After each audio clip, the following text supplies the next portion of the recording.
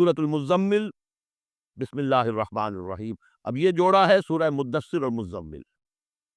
اور یہاں سے آگے تمام صورتیں اب جوڑوں کی شکل میں آئیں گی۔ یہ ہے 73ویں صورت، تو 28 صورتیں ابھی جو ہے وہ موجود ہیں، اور اس کی اور پھر 14 اور، تو گویا کہ 35 صورتیں جو ہیں، کیونکہ 114 ہے کل صورتیں، یہ جتنی بھی آئیں گی اب 36 صورتیں، یہ سب کی سب جو ہیں یہ جوڑوں کی شکل میں۔ یا المزمل یا ایھا المدثر، بالکل ایک طرح سے انداز۔ یا ایھا المزمل، اے کمبل میں لپٹ کر لیٹنے والے، صلی اللہ علیہ وسلم، فداہ آباؤنا و امہاتنا، قم اللیل الا قلیلا، کھڑے رہا کرو رات کو سوائے اس کے تھوڑے سے حصے کے۔ قیام اللیل کی حقیقت یہاں سمجھ لیجئے، حدیثیں سنتے ہیں آپ جمعوں کے اندر، سب نے سنی ہوگی، من قام رمضان ایمانا و احتسابا، اور وہ قیام کیا ہوتا ہے؟ 1 گھنٹے کا۔ تراویح 20 پڑھی گئی، بلکہ عشاء سب ملا کے 1.5 گھنٹے میں فارغ ہو کے آ گئے۔ قیام اللیل کا نصاب یہ ہے، من قام رمضان ایمان، وہ تو حضرت عمر نے بہت بڑا تو یہ فیصلہ کیا کہ عوام کے لیے جنہیں اینٹیں دھونی ہے، کسی چلانی ہے، ان کے لیے ممکن نہیں ہے، لیکن خاص طور پر جنہیں اللہ نے سہولت دے دی ہو، جو ہر سال 1 مہینے کی چھٹی لے سکتے ہیں، بجائے وہ سیر کرنے کے لیے چھٹیاں لیں، وہ 1 مہینے کی چھٹی لیا کریں نا رمضان کی، قیام اللیل سے صحیح طور سے اس کی برکات سے مستفید ہو، راتوں کو جاگی۔ یا ایھا المزمل قم اللیل الا قلیلا، کھڑے رہا کرو رات کو سوائے اس کے تھوڑے سے حصے کے، نصفہ، آدھا اس کا، اب انقص منہ قلیلا، یا اس میں سے کچھ کم کر لیں یعنی تہائی، او زد علیہ، یا اس میں بڑھائیے یعنی 2/3، ورتل القرآن ترتیلا، اور ٹھہر ٹھہر کر رک رک کر قرآن پڑھتے جائیں۔ قیام اللیل کے ساتھ اثر ہے قرآن، چنانچہ اس کے بعد جب اس کا خلاصہ نکال دیا گیا اس قیام اللیل کا، تہجد کی نماز وہ اب مختصر کر دی گئی، جب فرض نمازیں آ گئی تو قیام اللیل اب ختم ہوا، اب وہ تہجد کی نماز ہے۔ وَمِنَ اللَّيْلِ فَتَہجد بِهِ، اس قرآن کے ساتھ تہجد، یہ نہیں کہ وہ تو یاد ہی نہیں قرآن، تو چند صورتیں ہیں وہ 8 رکعتیں پڑھی اور پھر بیٹھ گئے کسی اور طرح کے ذکر میں، وہ تہجد نہیں ہے، قرآن کے ساتھ اس کے لیے قرآن یاد کرو۔ رتل القرآن ترتیلا، ترتیل کہتے ہیں ٹھہر ٹھہر کر ایک ہی لفظ پر غور کرتے ہوئے قرآن کو پڑھنا۔ انا سنلقی علیک قولا ثقیلا، ہم عنقریب آپ پر ایک بہت بھاری بوجھ ڈالنے والے۔ اس سورہ مبارکہ میں ابتدائی آیات جو ہیں غالباً 9، یہ تیسری وحی ہیں جو محمد عربی صلی اللہ علیہ وسلم پر آئی، اور جو چوتھی وحی آئے گی وہ سورہ مدثر میں ہے، جس میں حکم ہے تبلیغ کا، وہ بھاری وزن آنے والا ہے آپ کے کاندھے پر، اب آپ کو تیاری کر لینی چاہیے۔ تیاری کیا ہے؟ اگرچہ آپ پہلے سے معراج انسانیت پر فائز ہیں، تاہم اس بار نبوت اور کار رسالت کی ذمہ داریاں اٹھانے کے لیے ابھی آپ کو کچھ اور ریاضت کرنی پڑے گی، راتوں کو کھڑے رہے، قرآن کو اپنے اندر جذب کرے۔ ان ناشئۃ اللیل ہی اشد وطئا واقوم قیلا، یقیناً رات کا یہ جاگنا یہی تو ہے کہ جو خوب مضبوط ہے، مؤثر ہے نفس کو کچلنے میں، واقوم قیلا، اور جو قول ہوتا ہے وہ بھی سیدھا ہوتا ہے، سکون ہے، اطمینان ہے، اس وقت آپ کے اور رب کے درمیان کوئی حجاب نہیں۔ ان لک فی النہار سبحا طویلا، دن کے اوقات میں تو آپ کے لیے بڑی مشقت ہے، مصروفیت ہے، کبھی کوئی آیا کہہ گیا یہ تو مجنون ہے، اب آپ کے دل میں کدورت ہو گئی پیدا، کچھ نہ کچھ تکبر پیدا ہو گیا، رات کو کچھ نہیں ہے، آپ ہے اور آپ کا رب ہے۔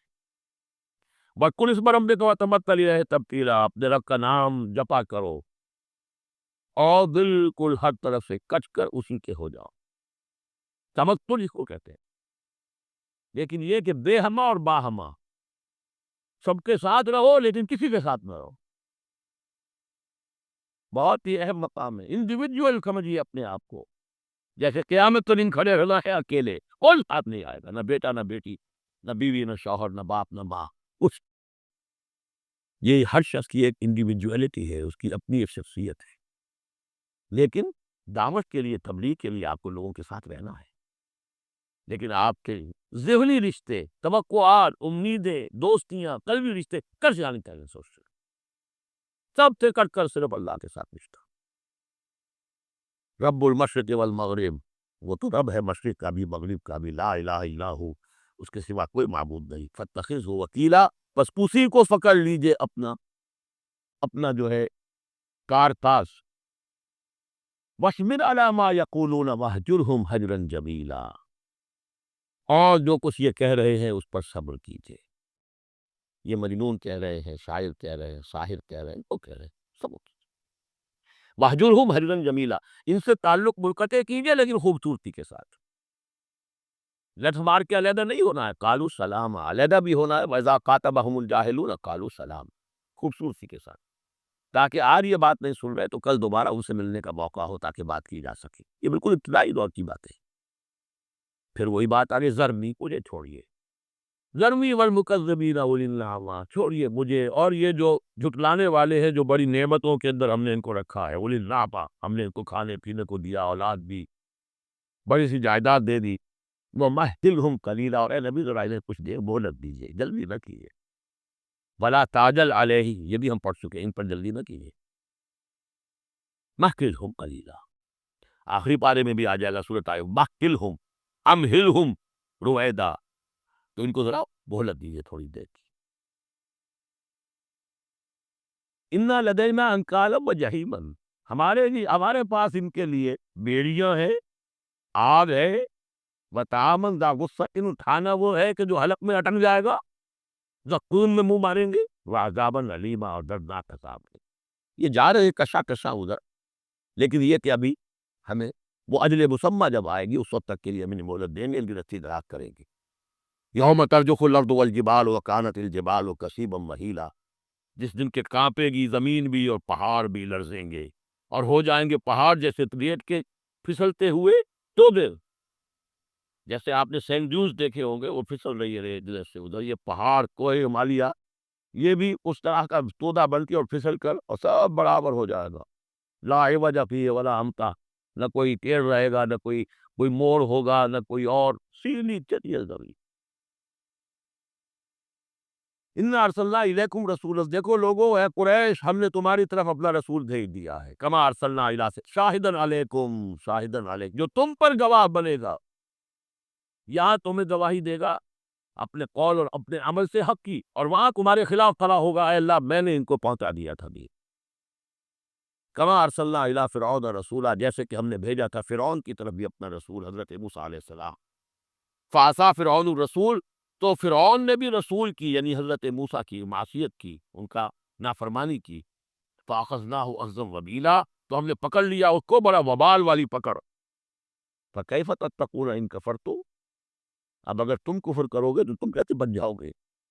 فرعون نہیں بچا، قوم نوح نہیں بچی، قوم عاد نہیں بچی، قوم سمود نہیں بچی،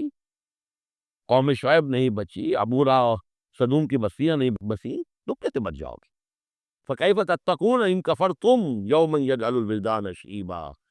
اس دن جو دن کے بچوں کو بوڑھا کر دے گا، قیامت کا دن، اس کے شدائد، اس کی سختیاں، السماء منفطر بہ، آسمان اس کے ساتھ پھٹ پڑنے کو ہے، یعنی وہ ثقلت فی السماوات والارض، وہ کہیں باہر سے تو نہیں آئے گی، وہ قیامت وہ انہی آسمان اور زمین کے اندر جو ہے وہ اسی میں انہیرنٹ ہے، السماء منفطر بہ، آسمان پھٹ جائے گا، کان وعدہ مفعولا، اور اللہ کا وعدہ پورا ہو کر رہے گا، ان ھذہ تذکرہ، یقیناً یہ یاد دہانی ہے، تذکرہ ہے، نصیحت ہے، فمن شاء اتخذ الی ربہ سبیلا، تو جو کوئی بھی چاہے وہ اپنے رب کی طرف راستہ اختیار کر لے، سیدھا راستہ ہے، صراط مستقیم ہے، آج ہی بسم اللہ کرو، آج ہی توبۃ النصوح کر کے گھروں میں داخل ہو۔ اب یہ ہے 19 آیات، لیکن اس کے بعد جو ایک آیت پر پورا رکوع مشتمل ہے، اس کے بارے میں بہت عرصے تک میں بہت پریشان رہا اس کو سمجھنے میں، اور میں حیران ہوں کہ تفاسیر نے کہیں مجھے کوئی اس کے لیے بات نہیں ملی، اتفاقاً ہے، علوم قرآن کو ایک بہت بڑی موٹی کتاب ہے، الاتقان فی علوم القرآن، اس کا مطالعہ کرتے ہوئے مجھے حضرت عبداللہ ابن عباس رضی اللہ تعالیٰ عنہما کا ایک قول مل گیا کہ یہ ایک آیت نہیں، دو آیتیں ہیں۔ یہ روایات میں بڑی تفاصیل آتی ہے، کوئی کہتا ہے یہ 8 مہینے کے بعد آیت آئی، قیام اللیل کا حکم جو 8 مہینے کے بعد ختم ہو گیا، کوئی کہتا ہے کہ یہ 1 سال کے بعد آئی، کوئی کہتا ہے 16 ماہ بعد آئی، کوئی کہتا ہے یہ آیت جو ہے یہ مدنی ہے، کوئی کہتا ہے 11 سال کے بعد، وغیرہ وغیرہ۔ تو اس حوالے سے یہ کہ سمجھ میں نہیں آتا تھا کہ کیا مسئلہ کیا ہے، اس قدر مختلف آراء کیوں ہیں، تو سمجھ میں آیا کہ یہ 2 حصوں میں آیت نازل ہوئی ہے، لیکن اب اس کو ایک آیت شمار کریں گے جو حضور نے بتایا۔ ان ربک یعلم انک تقوم ادنی من ثلثی اللیل ونصفہ وثلثہ وطائفۃ من الذین معک، اے نبی آپ کا رب جو ہے جانتا ہے کہ آپ بھی کھڑے رہتے ہیں تقریباً 2/3 رات اور نصف رات اور رات کا تہائی حصہ، وطائفۃ من الذین معک، اور یہ کہ آپ کے ساتھ بھی جو جماعت ہے ان میں سے لوگ آپ کے ساتھ کھڑے رہتے ہیں۔ واللہ یقدر اللیل والنہار، اللہ تعالیٰ نے ہی رات اور دن کا ایک اندازہ مقرر کیا ہے، یہ مشقت زیادہ دیر نہیں جھیلی جا سکتی، لہذا علم علن توسو ہو، اللہ جانتا ہے، اس کے علم میں ہے کہ تم اس کی پابندی نہیں کر سکو گے۔ فتاب علیکم، تو اللہ نے تم پر نرمی فرمائی، شفقت فرمائی، رحمت کی نظر کی۔ فقرؤ ما تیسر من القرآن، تو جتنا آسان ہوا کرے تمہارے لیے، میسر ہوا کرے، یسر آسان، اتنا رات کو پڑھ لیا کرو۔ عالمان کا اب یہاں یہ آیت کا پہلا حصہ ہے کہ جو میرے خیال میں 1 سال بعد یا 11 ماہ بعد نازل ہو گیا، یعنی یہ کہ اب یہ پابندی پہ کم سے کم 1/3، اور یہ کہ کوشش کرو کہ آدھی یا 2/3 پابندی ختم ہو گئی، اتنا کھڑا ہو سکتے ہو آسانی کے ساتھ۔ فقرؤ ما تیسر من القرآن، بقیہ حصہ جو ہے یہ میرے نزدیک بالکل ہجرت سے متصل قبل نازل ہوا ہے، وہ 11 سال والی روایت اس حصے پر ہے۔ عالمان سیکون منکم مرضی، اللہ کے علم میں ہے کہ کچھ لوگ ہوں گے تم میں سے جو مریض ہو جائیں گے، ان کے لیے ممکن نہیں ہوگا قیام اللیل۔ وآخرون یضربون فی الارض یبتغون من فضل اللہ، اور لوگ ہوں گے زمین میں سفر کرنے پر مجبور ہوں گے اللہ کے فضل کی تلاش میں۔ وآخرون یقاتلون فی سبیل اللہ، اب یا تو یہ حصہ مدنی ہو سکتا ہے جس میں لفظ قتال کا ذکر آ رہا ہے، یا یہ کہ بالکل ہجرت سے متصل قبل، اور بہت لوگ ہوں گے جو اللہ کی راہ میں قتال کریں گے، جب قتال کریں گے دن بھر کی مشقتیں ہوں گی، تو اب رات بھر کھڑے، یہاں رات کھڑے رہنا ان کے لیے ممکن نہیں ہوگا۔ فقرؤ ما تیسر من، ایک تو اسی